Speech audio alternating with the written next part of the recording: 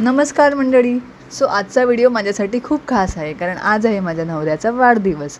म्हणून मी त्याच्यासाठी पहिल्यांदाच मारी बिस्किट आणि ड्रायफ्रूट्स वापरून चॉकलेट ब्राउनी घरी बनवली आहे. ही ब्राउनी कशी झाली आणि त्याला आवडली का, आणि आमचं छोटंसं बर्थडे सेलिब्रेशन कसं झालं, हे सगळं या व्हिडिओमध्ये पाहायला मिळणार आहे. त्यामुळे व्हिडिओ शेवटपर्यंत नक्की बघा. नमस्कार, स्पाइस बाय कोमलमध्ये तुमचं मनापासून स्वागत आहे. आजचा दिवस आमच्यासाठी खूप खास आहे, म्हणून बाहेरून केक आणण्याऐवजी घरच्या घरी काहीतरी प्रेमाने बनवावं असं वाटलं. म्हणून मी पहिल्यांदा ही चॉकलेट ब्राउनी ट्राय केली. चला तर मग ब्राउनी बनवायला सुरुवात करूया.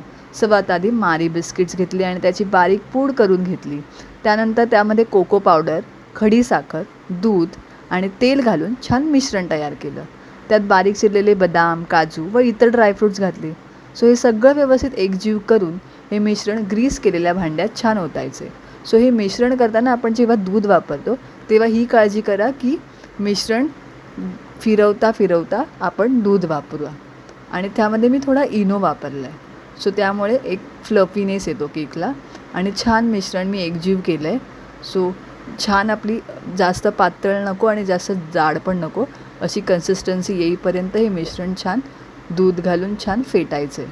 आणि फेटताना एक साईडनेच फेटायचं. बघा, अशी आपली कन्सिस्टन्सी आली पाहिजे. त्यानंतर छान आपण ग्रीस केलेल्या भांड्यामध्ये हे मिश्रण ओतून छान 20 मिनटं आपण त्याला फास्ट गॅसवरती छान हे शिजू द्यायचे. त्यानंतर 10 मिनटं आपण लो फ्लेम करायची. अशी आपली छान अशी ब्राउनी तयार झाली. आणि मी आता ही छान सेट करून त्यावर डबल बॉईल करून चॉकलेट सिरप टाकलं आहे.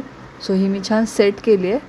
आणि मस्तपैकी आपण फ्रीजमध्येही सेट करायला आता थोडा वेळ ठेवून देतो आहे. आपली अर्धा एक तास छान अशी फ्रीजमध्ये ही ब्राउनी आपण सेट करायला ठेवून देतो. चला तर मग आपली ह्याची छान ब्राउनी तयार झाली आहे. आणि आता बघा आपलं बर्थडे सेलिब्रेशन कसं झालं आहे.